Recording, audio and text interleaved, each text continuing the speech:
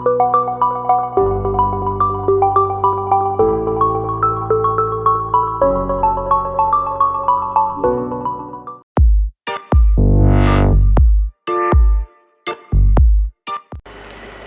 वालेकुम दोस्तों, कैसे हैं आप सब। उम्मीद है आप सब खैरियत से होंगे।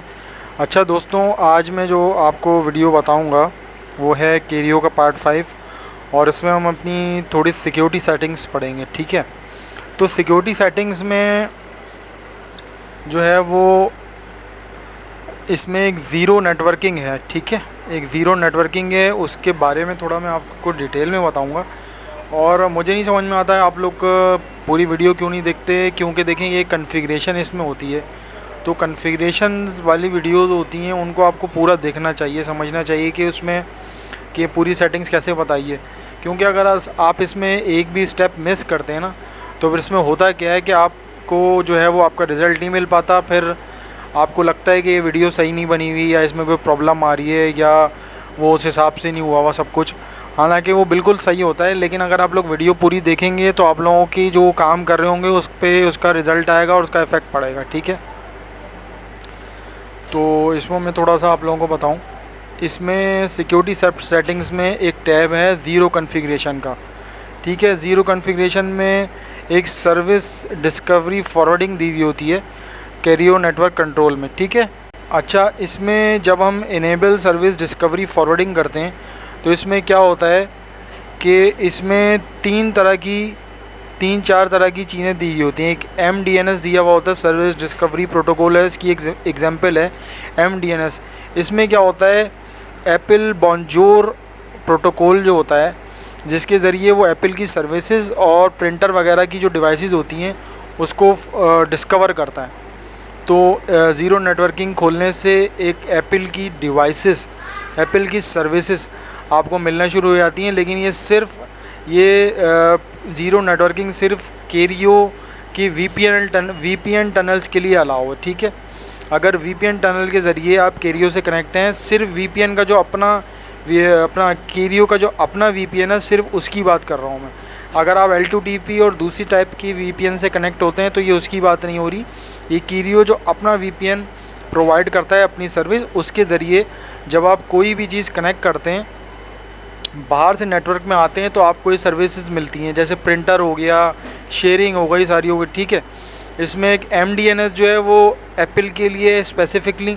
दूसरा ये एक नेट बायो सर्विस जो होती है, नेमिंग सर्विस। ठीक है, माइक्रोसॉफ्ट के लिए जो माइक्रोसॉफ्ट जो यूज़ करता है, गो के अब ये पुरानी हो गई, लेकिन ओल्ड डिवाइसेस को सपोर्ट करने के लिए होती है। ठीक है, एक SSDP होती है, जिसमें हम UPnP universal plug in play devices, अगर कोई आपके नेटवर्क पे है तो उसको डिस्कवर करती है सर्विस। ठीक है, और केरियो की वेबसाइट पे क्लियरली लिखा हुआ है कि केरियो जो है वो अपने VPN के अलावा किसी चीज़ पे सपोर्ट नहीं करता, चाहे वो IPsec हो, L2TP हो, कुछ भी हो। ठीक है, तो ये थोड़ी मुझे आपको बताना था, और बाकी चीज़ें जो है फिर मैं आपको इस पूरी वीडियो में बताता रहूँगा। ये वीडियो थोड़ी सी लंबी है।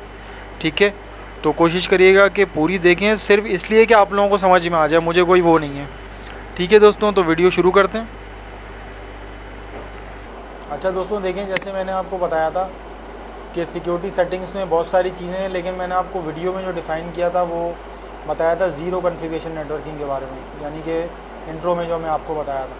ठीक है, अब इसमें हम बात करते हैं मैक फ़िल्टर की। मैक फ़िल्टर अगर हम यहाँ से इनेबल कर देते हैं तो ये देखें 3 लैन कार्ड आ रहे हैं। ठीक है, 3 लैन कार्ड आ रहे हैं। इसमें हमें ये बता सकते हैं इसमें कि here you may define the interfaces that the MAC filter will be enabled, यानी कि इन तीनों लैन कार्ड के ऊपर जो है वो मैक फ़िल्टर इनेबल हो जाएगा। इससे होगा क्या कि नीचे फिर आप देखें ये दिया हुआ है prevent listed computer from access the network. ठीक है, एक्सेसिंग द नेटवर्क, यानी कि इन लैन कार्ड पे जिस पे भी मैं क्लिक करता हूँ, जिस पे भी मैक फ़िल्टर इनेबल करता हूँ, इन तीनों लैन कार्ड पे से या जिस पे भी, उसके अलावा जब ये इनेबल हो जाएगा फ़िल्टर, तो फिर क्या होगा कि यहाँ पर हम कोई भी मैक एड्रेस डालेंगे और वो मैक एड्रेस उसी लैन कार्ड पे कोई भी सर्विस यूज़ नहीं कर सका। फ़र्ज़ करें मैंने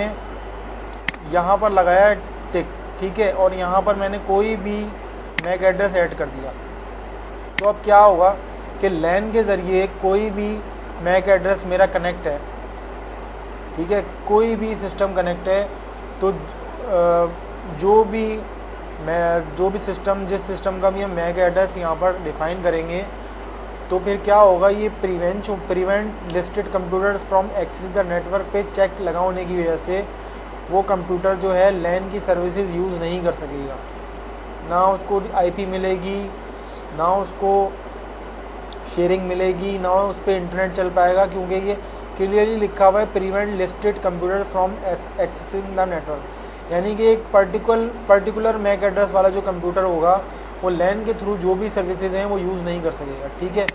इसी तरह ये वैन के ऊपर भी दिया हुआ है, अगर आप वैन पे लगा देंगे और यहाँ पर हम इसको ब्लॉक लगा देते हैं, तो फ़र्ज़ करें आपका कोई रिमोट क्लाइंट है या रिमोट यूज़र है जो घर पे बैठ के एक्सेस कर रहा है नेट, ठीक है, तो उसको, और वो अगर कंपनी से चला जाता है, तो हम उसका मैक एड्रेस यहाँ ऐड करा के और वैन का लैंड कार्ड सेलेक्ट करके, वैन इंटरफेस सेलेक्ट करके उसको प्रिवेंट कर देंगे, तो वो हमारी वैन सर्विसेज यूज़ नहीं कर सकेगा, ठीक है। तो मैक फ़िल्टर का ये काम होता है, ठीक है। फिर आ जाते हैं IPv6, यानी कि IPv6 के ज़रिए जो टनल हुई हुई होंगी IP, यानी कि टनल्ड, ये कहते हैं कि डुअल स्टैकिंग हुई होती है। डुअल स्टैकिंग ये होती है कि IPv4 टू IPv6 जो सर्विसेज होती हैं, वो यहाँ पर हम अगर इसके ऊपर ब्लॉक कर देते हैं तो वो सर्विसेज वो यूज़ नहीं कर पाएगा जो भी यूज़र होगा, ठीक है। अभी आ जाता है ये ज़ीरो कॉन्फ़िगरेशन नेटवर्किंग वाला, जो मैंने अभी आपको शुरू में बताया था, ठीक है। वो आप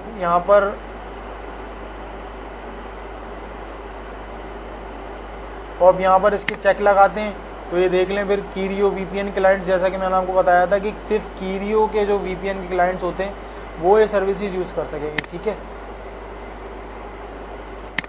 और ये लैन कार्ड के यूज़र हैं, जो लैन कार्ड के यूज़र हैं ये उनके लिए, तो ये दोनों के लिए दिया हुआ है चेक। और इनेबल UPnP सर्विस, यानी universal plug and play device जो होगी, उसके ज़रिए भी वो सर्विसेज भी ये यूज़र यूज़ कर सकेंगे, ठीक है। फिर आ जाती है इसमें कनेक्शन लिमिट्स, ठीक है।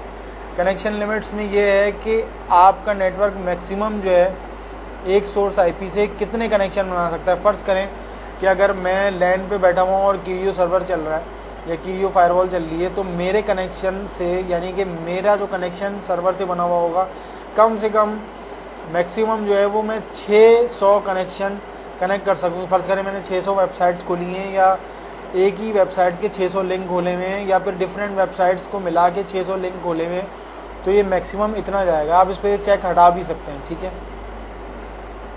लिमिट न्यू कनेक्शंस पर मिनट फ्रॉम 1 IP सोर्स, यानी कि अगर कोई नया कनेक्शन IP बनाए तो ठीक है, उसके मैक्सिमम 1200 कनेक्शन बने, इससे ज़्यादा ना बने, ठीक है। फॉर इनबाउंड कनेक्शन, ये इसलिए है कि अगर बाहर से, यानी बाहर से कोई हमारी सर्विसेज एक्सेस कर रहा है, फॉर एग्जांपल हमारे पास कोई सर्वर चल रहा है या VPN क्लाइंट आ रहा है, तो वो उसके लिए ये फॉर इनबाउंड के लिए दिया हुआ है, यानी यही चीज़ जो ऊपर दी हुई है यहाँ पर इनबाउंड के लिए दी हुई है, ठीक है। Use different settings for any connection from this IP group, यानी कि डिफरेंट सेटिंग्स, यानी ये जो सेटिंग्स हमने डिफ़ाइन की हुई हैं, इसको एक्सक्लूड करने के लिए ये एक अलग चीज़ दी हुई है HTTP एक्सक्लूजन के ज़रिए।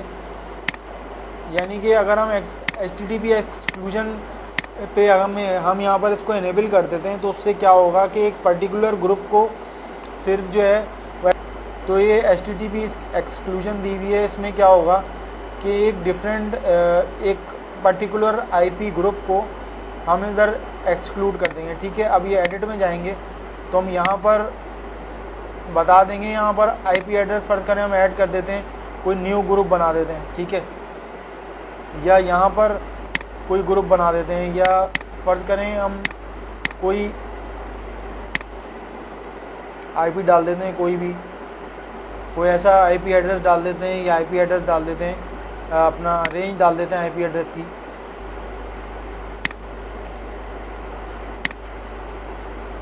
तो ये पर्टिकुलर ग्रुप को ये चीज़ अलाउ होगी, ठीक है। जियो IP फ़िल्टर, जियो आईपी फ़िल्टर इसमें ये है कि आप कोई भी कंट्री ऐड करा दें, वो फिर क्या होगा, उस कंट्री के जो लोग हैं वो हमारे पास सर्विसेज यूज़ नहीं कर सकें। कोई भी डाल देते हैं, आर्मेनिया जैसे आ रहा है। अब इस कंट्री से हमारे पास कोई भी रिक्वेस्ट आएगी, इस कंट्री से हमारे पास कोई भी रिक्वेस्ट आएगी या कोई भी यूज़र आएगा तो हम इसको कनेक्ट नहीं हो सकेगा हमारे नेटवर्क के ऊपर, ठीक है। तो ये एग्जांपल थी, इसलिए मैंने इसको डिसेबल कर दिया। दोबारा मिसलिनियस में आ जाते हैं, इनेबल एंटी स्पूफिंग, ठीक है। इसमें जो स्पूफिंग अटैक होते हैं, अगर हम इस पर चेक लगा देंगे तो वो लॉग होंगे और एंटी स्पूफिंग यानी कि वो बंदा स्पूफिंग नहीं कर सकेगा, ठीक है। फिर आ जाते हैं DHCP scopes, block IP address which are not assigned by DHCP server.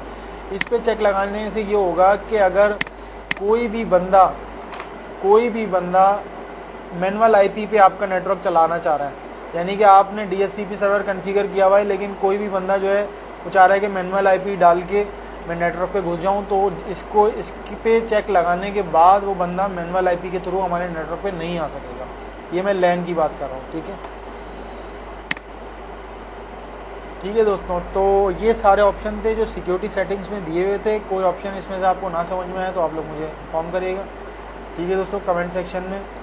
तो ये थी हमारी आज की वीडियो, उम्मीद है आप लोगों को पसंद आएगी। तब तक के लिए अल्लाह हाफ़िज़।